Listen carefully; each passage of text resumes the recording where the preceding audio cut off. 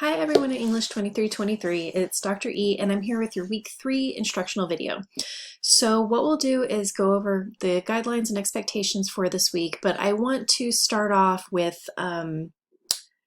just some notes because I'm going through the student surveys. It's taking me some time, but I want to address some of the things that I have seen in student surveys, whether it's in this class or my other courses, in addition to emails that I've received. I just want to, make sure that we're all on the same page and that you don't have any concerns or questions that maybe you're not voicing.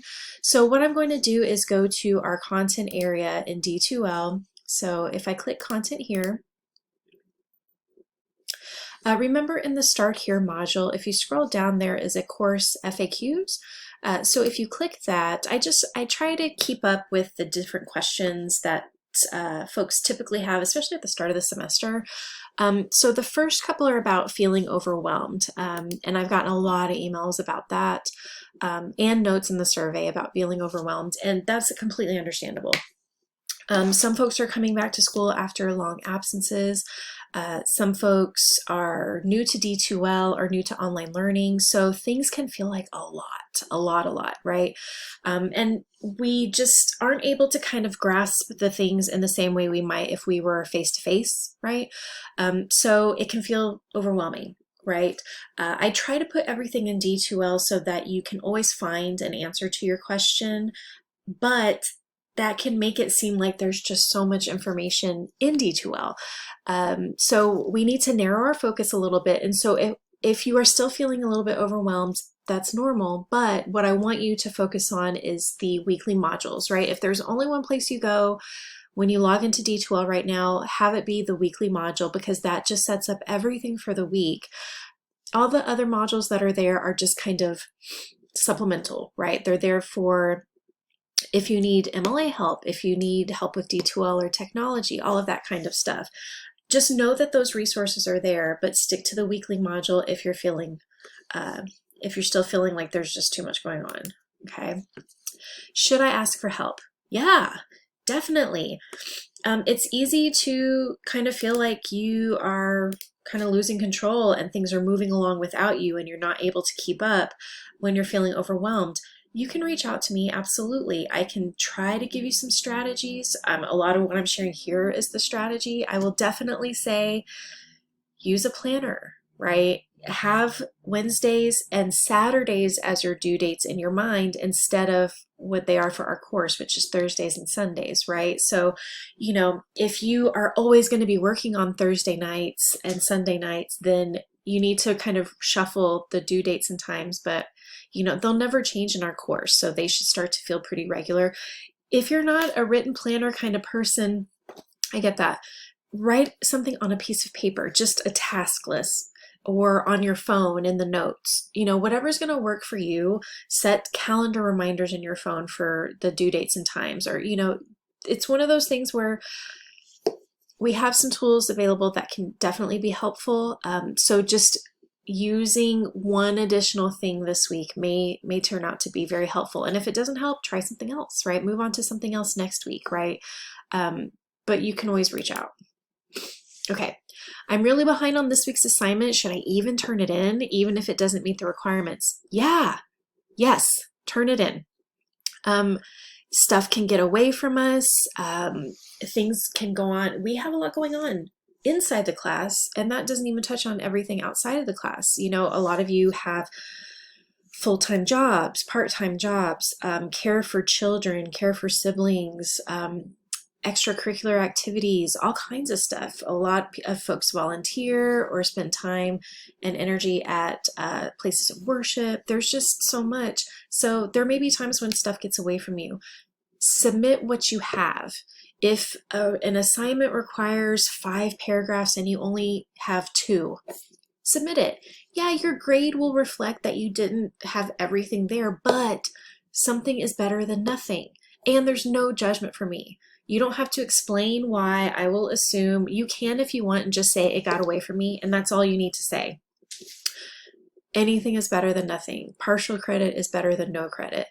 Even if you have a discussion post due and you didn't do anything, any other reading or anything for it because, again, stuff got away from you or there was a family emergency or whatever, just write out a paragraph about why you weren't able to do it. Don't fudge your way through it, right? Don't go to ChatGPT or AI to do it. I would much prefer you just being honest and direct about what's going on. You don't have to share anything personal with us, especially in something public like a discussion post, but you know, it's going to happen. There's no judgment, okay? Should I apologize for Dr. E for submitting work that doesn't meet the requirements or submitted late? Nope. I'm not going to assume the worst. I'm going to assume that stuff got away from you. When do I work? You know, that's usually, I have a flexible schedule. I'll let you read some of these, but I wanted to hit on the ones that I hear a lot. How long will I have to wait for assignment grades? So this varies, right? If the assignments are more writing intensive, then it can take up to 2 weeks just because it's a lot. It's a lot. I try to work faster than that, and things have been delayed because the surveys are taking me so much longer than I anticipated, because I am reaching out to individuals to check in and offer some support. So I'll be working this week to definitely update those grades. But for stuff like a mind map or a discussion post, it will typically take about a week. Okay, so yes, I'm behind, but yes, those things will be updated. If you don't see a grade, if you see a dash, right, or like a hyphen instead of a grade, that just means it hasn't been, the grades haven't been updated yet. It doesn't mean you have a 0. Okay, so what do I do if I get really behind? So again, this is just, you know, stuff for, you know, maybe you're feeling some of this now or maybe in the future. So just know that it's here and it's there to help you. Okay. Going back to the content area, and we'll go to our week 3 module once my computer gets on board. It's been one of those days, folks. I can't. Nobody can stop me. Okay, so week 3. Our work this week is pretty straightforward. So we do have some reading. We have the biography of Mary Wollstonecraft, as well as some selections from her very famous text, A Vindication of the Rights of Women. Wollstonecraft is a pretty important historical figure. Anyhow, I'll let you read her biography. But remember, to access our course text, you go here to the book information and additional readings. And then you have the first link here, which is student book access. Once you click on that, again, computer is on my nerves. Ooh, let me pause the video for a second. Okay, sorry about that. So this is what you should see, right? You don't have to worry about anything other than going down here. You can look at the contents, or you can jump right to the volume that we're working in, which we are in the Romantic period, right? So if you click on that, now it's time to read Wollstonecraft with that chapter in mind, right? So we read the introductory chapter on the Romantic era, right? And those are really important chapters. They're very dense, they're very intense. It takes a lot of time and patience, right? Break it into different, I'll work on it later. Break it into different days of reading or times of reading, whatever works for you. But it's very important to read those background chapters because they just give us an idea of the context, right? The context when these folks were writing, what was going on at the time, because literature reflects society, right? It's an important element to make those. Sorry, my computer. Okay, so making those connections between what's going on during the time period that people are writing is super important, right? So that's why we read those background chapters and we refer back to that information throughout the process, right? So we've read that background and we need to then get into some of the readings from this time period. So I'm in, oh, for heaven's sakes. You go to table of contents, right? And in the Romantic period, that's where you can kind of search by person, by name, by all that. So you go to Mary Wollstonecraft. You want to make sure to click her name to read her biography, okay? And then you can go to A Vindication for the Rights of Women once you're done there. And you'll read this. So start with the introduction. Again, we're working with a time in the past where writing was different. Writing was much more formal, right, in this published sense, and we're reading nonfiction. So for some of us, that's going to make it even more complicated because it's a different approach, right? We're not working with contemporary ways of speaking and writing and reading, right? So make sure that you're giving yourself some grace and taking some breaks as you work through this, because what Wollstonecraft is doing is really important for the time period. It's pretty groundbreaking considering the time period. And you know, she's very well known not only for this, but she's also the mother of Mary Shelley, who wrote Frankenstein, which is considered one of the first works of science fiction, at least published science fiction. Don't get me started. Very exciting stuff. Okay.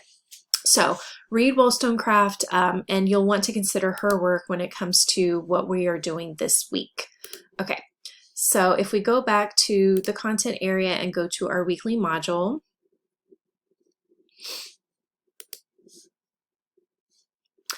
you're watching this week's, and I'm combining the instructional and supplemental video. So I'm going over a bit more of the content as well as what we're doing, right? So you have a discussion post that's due, it's worth 10 points, and then you'll need to respond to 2 of your colleagues in a thoughtful, thought-provoking way. And then you do have that participation quiz, and our random word for the participation quiz this week is printer. Usually there will be quiz questions and videos. Okay, so there's the Q&A discussion board available. You're watching what link will appear here. Nothing to review in terms of different kinds of assignments that we're working with this week or anything. So again, pretty straightforward week. We have our week 3 discussion post. So after reading her work, in 1 to 2 paragraphs, share your experience reading the text. Was it difficult? Why or why not? You'll need to incorporate at least 1 quote into your own sentence. So make sure that you are following MLA guidelines. If you are quoting something from the biography, then you'll need to give credit to our editors, and you can just use Greenblatt as the overall editor because he's the overall editor for the course text. That's fine. But if you are using a quote from Wollstonecraft, if you're talking about the complexity of the language at the time or something, an idea that she shares, then you need to give her credit, right? We'll get more into the details of how to cite indirect quotes. We'll do that down the road, okay? So just quote and give credit to Wollstonecraft or Greenblatt, depending on if you're pulling in the biography or her work. So her work is the primary text, right? Her work is the primary text because it's coming from the time period that we're reading, right? The Victorian era. If I say Victorian era one more time, her writing is from the Romantic period, and that's what we're reading about and learning about. So if you're quoting her, she's the primary text, right? And then the secondary text is the biography that's helping give us some context. Or you can also cite the introductory chapter on the Romantic period. If this is all kind of moving too quickly and the MLA aspect of it is just too much right now, just ignore me. Just cite the right person. Okay, and if you have questions about any of that, you can go to the content area. There's a whole section on MLA help with examples. In 1 to 2 paragraphs also, what do you believe is her most compelling and interesting idea? Why? Push yourselves. Why is this interesting? This will probably force you to make connections between her biography or the time period. Okay, so that's for this week. In addition to let me jump back. In addition to that quiz, I do want to know, please, in the discussion post, use your name as the subject line and use your name that you would like to be called in our class. If you want to change your name in D2L, you can do that because it helps us refer to you by the name of your choice in addition to pronouns, right? So you can go to the D2L and Tech Help, and then there is a link there. I think it's at the Da, da, da, da, da, da. Okay, I'm running out of time. It'll be there, how to change your name in D2L. It won't change your name in the system, but it will change it in D2L, in the Lone Star College system. It'll just change it in D2L. Let me know what you need. Post in that Q&A discussion board or send me an email if you need some support or help this week. I'm here for you. So good luck this week.